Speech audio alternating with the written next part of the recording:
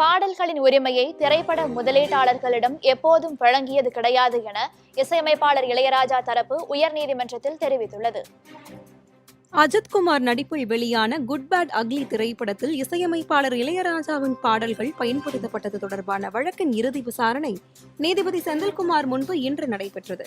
அப்போது திரைப்பட முதலீட்டாளர்களிடமிருந்து பாடல் உரிமையை வாங்கியதாக கூறுவதை ஏற்க முடியாது எனவும், திரைப்பட முதலீட்டாளர்களுக்கு பாடல் உரிமையை எப்போதும் இளையராஜா வழங்கியது கிடையாது எனவும் இளையராஜா தரப்பில் தெரிவிக்கப்பட்டது.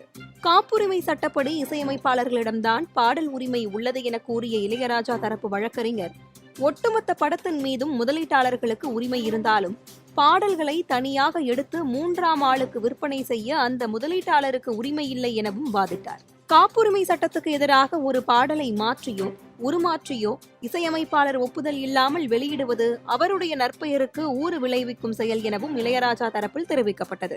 திரைப்பட நிறுவன தரப்பில் நேர் நின்ற வழக்கறிஞர் இளையராஜாவிடம் இசை உரிமை இருந்தால் அதை அவர்தான் மெய்ப்பிக்க வேண்டும் என வாதிட்டார்.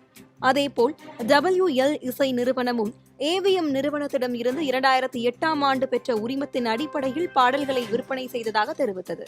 அனைத்து தரப்பு வாதங்களையும் கேட்ட நீதிபதி செந்தில்குமார் தீர்ப்பை நாள் குறிப்பிடாமல் தள்ளி வைத்துள்ளார்.